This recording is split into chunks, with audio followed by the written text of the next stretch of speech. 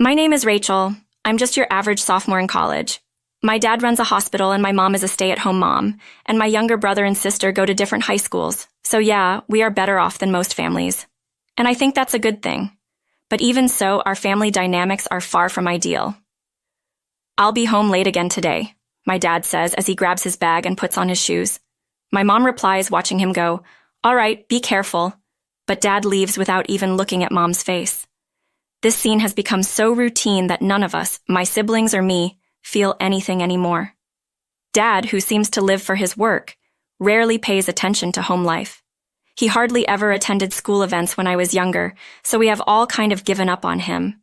And I think his attitude has been hard on Mom. "Mom, I'm heading out too," I say. "Okay, be careful," she replies. Yeah, I leave the house as usual, and once I'm out, I feel a slight sense of relief. I'm aware that I might start treating Mom coldly just like Dad does, especially since Mom tends to worry about me a bit too much. I never felt this way in middle or high school, but since starting college, I've noticed it more. If I'm a bit late coming home from club activities or dinner with friends, or if she can't reach me while I'm at work, she becomes hysterical and blames me. It seems a bit excessive, but maybe Dad's co is the reason she's like this. And then one day, tragedy struck our family. "Oh, doctor, are you okay? Hold on." Dad collapsed suddenly at work. He was examined immediately and had to be admitted to his own hospital. Apparently, it was a temporary episode caused by overwork. Thankfully, with proper rest, he'll be fine. Seeing Dad lying there with his eyes closed, I felt a bit scared.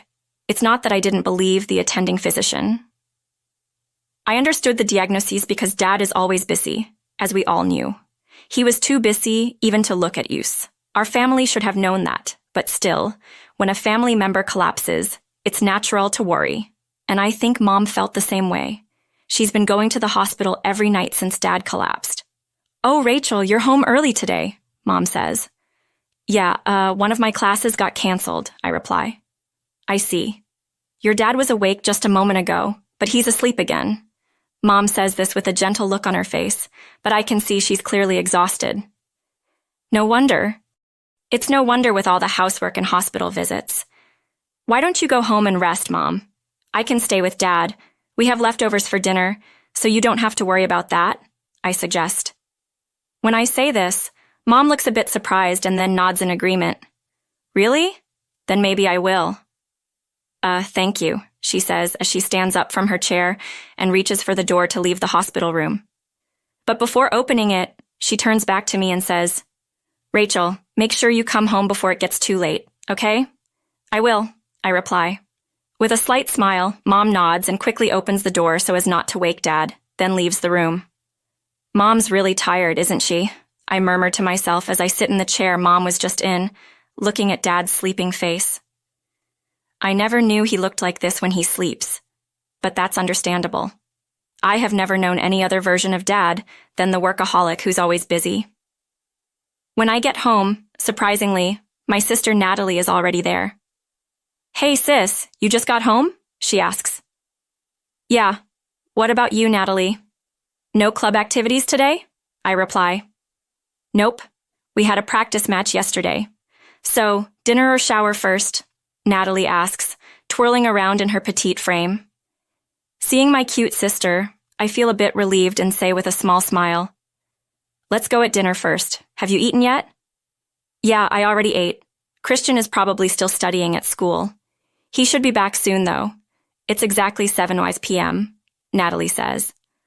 "My brother, Christian, will probably be home around 7:30 at the earliest," I remark. "All right, change into your loungewear and come to the living room. I prepared my special menu for today," Natalie says. "Didn't we have leftovers from yesterday?" I ask. "Yeah, but it felt a bit bland, so I made some salad and soup too," Natalie replies. "The table is set with yesterday's leftovers, along with freshly made salad and soup." "Thanks, Natalie. It's delicious," I say with a slightly relaxed tone. Natalie washes the dishes with a slightly shy smile. "Where's Mom? She already went to bed? Didn't even have dinner. Is she not feeling well?" I inquire. "I don't know. She was already asleep in her room when I got home, and there were no dinner dishes, so I guess she didn't eat.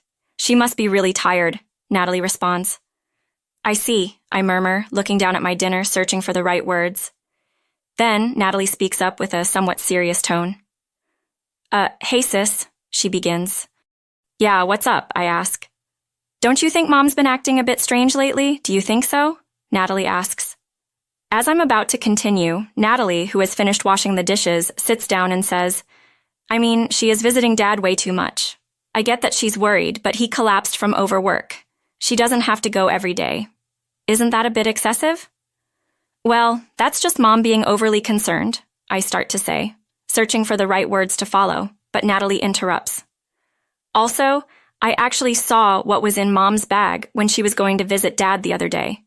And guess what? She says, placing something on the table that she took out of her pocket.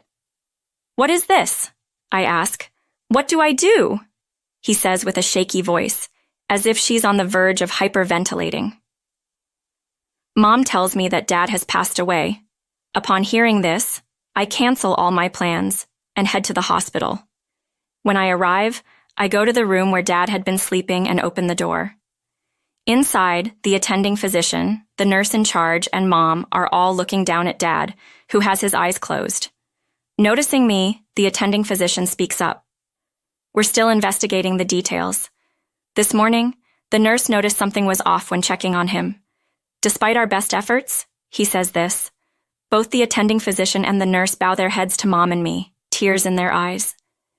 Hearing these words, Mom clings to Dad's lifeless body, crying. I just keep looking at Dad's face, which looks as peaceful as if he's sleeping. After a while, my sister and brother arrive. Both seem too shocked to speak or cry, listening to the doctor's explanation with a surprisingly calm demeanor. At the funeral that soon follows, a variety of people, including Dad's relatives, attend. I'm surprised at how many people show up, likely because Dad had been the director of the hospital. It feels like all these people had been a part of Dad's life. Sometime after the funeral, several of Dad's colleagues, a lawyer, and some relatives visit our home to discuss the inheritance. I happened to be home because my college classes are cancelled, so although I'm not keen on it, I join Mom for the discussion. The conversation is very subdued, mainly focusing on legal matters regarding the inheritance. In this solemn atmosphere, Mom says, My husband passed away peacefully. We will use his inheritance wisely. The room falls silent for a moment. But then all of Dad's colleagues burst into inappropriate laughter. Both Mom and I are at a loss for words. After the laughter, one of the colleagues says, I apologize for the laughter. It's just that what you said was so absurd it made me laugh. Laughing indignantly. What? So you actually believe you're entitled to his inheritance? That's what was so funny. The colleague looks at Mom with a calm gaze, confused. Mom replies, What are you talking about? Of course I am. I am his wife, and he died from overwork. As she says this, Mom glares at him. But then the colleague says, You're quite the actress, aren't you? What do you mean? Another colleague speaks up in response to Mom's question. What I'm saying is exactly what it sounds like, ma'am. Did you think we wouldn't notice? Be honest. What did you put in his IV? Mom is at a loss for words. An abnormal amount of sugar and salt were found in his body. It's a life-threatening amount if ingested all at once, and if it was administered through an IV, it would be absorbed even faster. The colleague then takes a sports drink bottle out of his bag and places it on the table. What's that? This is a sports drink available in our hospital's vending machine. We compared its ingredients to what was found in his body, and they almost completely match. Are you saying I put this in my husband's IV? That's exactly what I'm saying. At this point, Mom raises her voice hysterically. Don't be ridiculous. Do you have any proof that I did such a thing? We do have proof. The colleague places a plastic syringe next to the bottle. Huh. This syringe was found in the waiting room's trash can along with the bottle on the morning he passed away. But we, medical professionals, would never dispose of a used syringe in a regular trash can. He glares at Mom and continues, Your fingerprints and the sports drink's ingredients were found on the syringe, and your fingerprints were also found on his IV. So, you definitely tampered with it. As they said this, I stared at Mom.